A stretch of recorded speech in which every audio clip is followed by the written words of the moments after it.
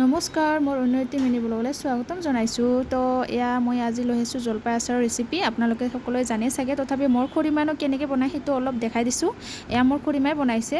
প্ৰথমতে জলপাইখিনি নিমখ হালধি দি বইল কৰি অলপ ড্ৰাই কৰা হয়, যাতে পানীখিনি নাথাকে। আৰু তাৰপিছত মছলাবিলাক অলপ গৰম কৰি গুড়া কৰি লোৱা জিৰা, পাঁচফোৰণ, তাৰপিছত সৰিয়হ গুটি, ধনিয়া আৰু শুকান জলকীয়া একেলগে গুড়ি কৰি ল'ব লাগে।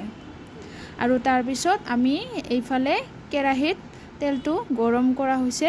এয়া দেখিছে নহয়, এয়া পৰিমাণ অনুযায়ী তেলখিনি দিয়া হয়।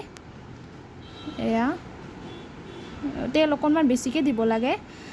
তাৰপিছত তেলখিনি গৰম হ'লে মছলাটো দি আৰু বইল কৰি ড্ৰাই কৰি থোৱা অলপ জলপাইটো ঢালি দি নিমখ আৰু হালধি আৰু জলকীয়া গুড়াবিলাক দি দিব লাগে। আৰু তাৰপিছত ভিনেগাৰটো পৰিমাণ অনুযায়ী আপোনালোকে আচাৰটো যেনেকৈ বনায় সেনেকৈ হিচাপত ভিনেগাৰটো কিমান দিব লাগে সেইটো পৰিমাণত আপোনালোকে দি ল'ব। তাৰপিছত এয়া দেখি আছে, ধুনীয়াকৈ দি দিছে। তাৰপিছত 25 মিনিটমান চুলাত পকাব লাগিব, যিহেতু মিহলি হৈ যাব লাগিব ন। এয়া দেখিছে নহয়, ফাইনেল লুক ধুনীয়াকৈ মিক্স হৈ গৈছে। আৰু আপোনালোকে যদি টেঙা মিঠা খাই ভাল পায় তেতিয়াহ'লে ইয়াত চেনি বা গুড় এড কৰিব পাৰিব, আৰু যদি ভাল নাপায় তেতিয়াহ'লে এড কৰিব নালাগে।